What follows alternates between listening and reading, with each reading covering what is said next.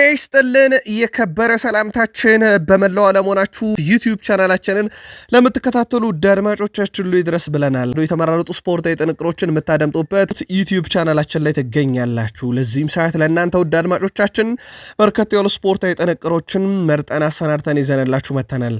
እስከ ፕሮግራማችን ፍጻሜ ቆዩ። ላይክ፣ ሰብስክራይብ እና ሼር ማድረግ እንዳይረሳ። በዚህኛውም ጥንቅራችን የምዕራብ ለንደኑ ክለብ ቼልሲ ብራዚሊያን የፊት መስመር ተጫዋች ጆዋ ፔድሮን ለማስፈረም ከብራይተን ጋር ከስምምነት ደርሰዋል። የ3 ዓመቱ የፊት መስመር ተጫዋች ጆዋ ፔድሮ በቼልሲና ኒካስል ዩናይትድ ቢፈለግም ሳሚዎቹን ምርጫው አድርጓል። እኛም በመረጃችን ቼልሲ ፋይ ጥያቄ ካቀረበ ቅድሚያ የሚሰጠው ለቼልሲ ብለን መዘገባችን የሚዘነጋ አይደለም። ቼልሲ ለጆዋ ፔድሮ ዝውውር 50 ሚሊዮን ፓውንድ እንደሚያወጡ ሲገለጽ ተጫዋቹ የ6 ዓመት ውል እንደሚፈርም ተረጋግጧል። ተጫዋቹ በውድድር ዓመቱ ለብራይተን 30 ጨዋታዎች ሲያደርግ 10 የፕሪሚየር ሊግ ግቦችን አስቆጥሮ 6 አመቻችቶ ተቀብሏል። እንደታማኙ የዜና ምንጭ ፋብሪዚዮ ሮማኖ ዘገባ ከሆነ የሕክምና ምርመራውንም ዕለተ ማክሰኞ ወይም ነገ እንደሚያደርግ ተረጋግጧል። የቼልሲ ተጫዋች የማስፈረም ፖሊሲ በ3 ቀን ውስጥ የሚያልቅ ሆኖ ተመልክተኗል። ቼልሲ ጠየቀና አስፈረመ መካከል ቢኖር ረጅሙ 2 ቀን ነው። እጅግ በጣም አስገራሚ የመደራደር አቅምን በቼልሲ ቤት እያየን እንገኛለን።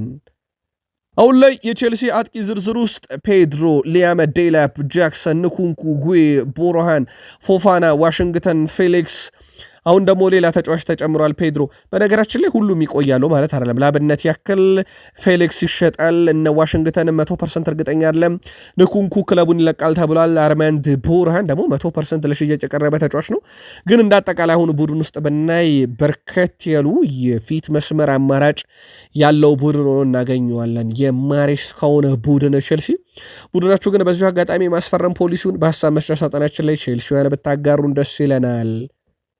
ጆዋ ፔድሮ ዕለተ ማክሰኞ የሕክምና ምርመራውን አድርጎ ተሳክቶለት የሚፈርም ከሆነ በአጠቃላይ 250 ሚሊዮን ፓውንድ ቼልሲዎች ለብራይተን ባለፉት 3 ዓመት የሚከፍሉ ይሆናል ማለት ነው። ለማርክ ኮኮሬላ 63 ሚሊዮን ፓውንድ ከፍለዋል።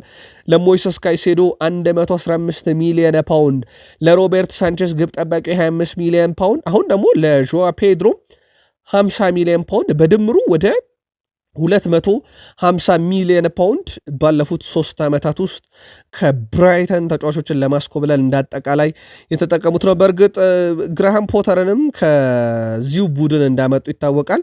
ግራሃም ፖተርንም ሲያመጡ ወደ 21 ሚሊዮን ፓውንድ አካባቢ እንደከፈሉ ይታወቃልና እንዳጠቃላይ ከብራይተን ከአሰልጣኝ፣ ግብ ጠባቂ፣ አጥቂ፣ ተከላካይ ምንም አልቀራቸውም። ባለፉት 3 ዓመታት ውስጥ ቼልሲ አለን ያሉትን ገንዘብ ተጠቅመው ብራይተን አላቸው ያሉትን ሁሉ ባለፉት 3 ዓመታት ሲወስዱባቸው ነበረ። ቼልሲዎች ባለፉት 24 ሰዓታት ውስጥ ብቻ ወደ ቤተሰቦቻችን በ60 ሚሊዮን ፓውንድ በአጠቃላይ ክፍያ በጄም ባዮን ጌንቲስ ላይ ፈሰስ አድርገዋል። እንዳጠቃላይ ብንደምረው ወደ 100 ሚሊዮን ፓውንድ በላይ ለጄም ባዮን ጊተንስ እና እንደዚሁም ደግሞ ለጆዋ ፔድሮ እንዳጠቃላይ አውጥተዋልና የቼልሲ ዝውውር ፖሊሲን አቅም ደግሞ ሌላ ማሳያ ነው። በአንድ ቀን ውስጥ በ24 ሰዓት ውስጥ 2 በጣም ወሳኝ ተጫዋቾችን ከ100 ሚሊዮን ፓውንድ በላይ ወጪ ያደርገው የግላቸው ማድረጋቸውን እንደዚሁ አረጋግጠዋል። ለማንኛውም ቼልሲ አዲሱ ፈራሚ ጆዋ ፔድሮ እና እንደዚሁም በቦሩሲያ ዶርትመንድ ቤት የሚገኘው ጄምስ ባዮን ጊተንስ በቀጣይ 48 ሰዓታት ውስጥ ደግሞ የቼልሲ ንብረት ይሆናሉ ተብሎ እንደዚሁ ይጠበቃል። ቼልሲ አዲስ ስቴዲየም በመገንባት ዙሪያ እቅድ ማውጣታቸው ነግረናችሁ ነበረ። ከሰሞኑ ደግሞ የለንደኑ ክለብ ቼልሲ አዲስ ስቴዲየም ለመገንባት የለንደን ከተማ ከንቲባ ጋር ውይይት ማድረጋቸው ተረጋግጧል። በቀጣይነት በርካታ ደጋፊዎችን መያዝ የሚችልና እጅግ ዘመናዊ የሆነ ስቴዲየም ቼልሲዎችም ለመገንባት እቅድ መያዛቸው ይታወቃል። በቅርቡ ኤቨርተን አዲስ ስቴዲየም ገንብተው ገብተዋል። ሊቨርፑል የአንፊልድ ሮድ ስቴዲየምን እድሳት አጠናቆ በርከት ያሉ ደጋፊዎች ስቴዲየሙ እንዲይዝ አድርጓል። ዩናይትድ ቀጣይ ቅዱ ስቴዲየም መገንባት እንደሆነም ይታወቃል። ስለሆነም ትልልቅ ክለቦች የስቴዲየም የመያዝ አቅማቸውን ማሳደግና ማዘመን ላይ ተጠምደዋል። ተረኛው ደግሞ የለንደኑ ክለብ ቼልሲ ሆኗል። ቼልሲ በታሪኩ ከፖርቱጋል ክለቦች ጋር 5 ጊዜ በጥሎ ማለፍ ጨዋታ ተገናኝቶ ነበር። 5ቱንም ድል አድርጓል።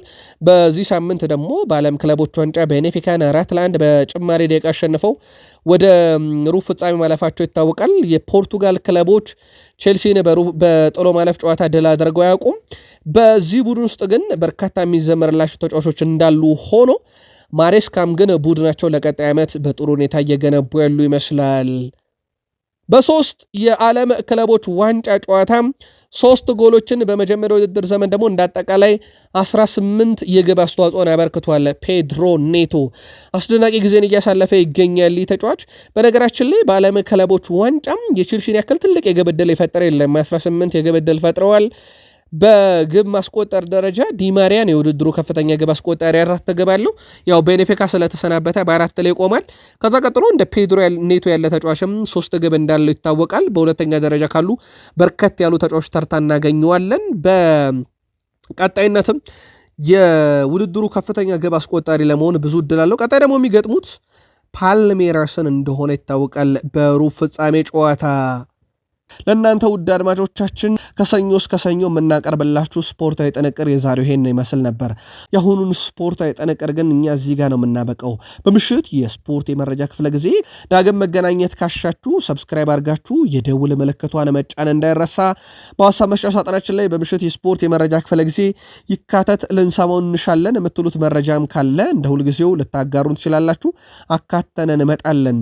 የሳምንቱ የመጀመሪያ ቀን ዕለተ ሰኞ በዝውውር መስኮቱ አዳዲስ ነገሮችን የምንሰማበት የመጀመሪያ ቀን። በቀጣይ መረጃችን ተጨማሪ መረጃዎችን ይዘን እንምጣበት። የሁኑን ጥንቅር ዚጋ ቋጭን። መልካም ቀን ብለናል።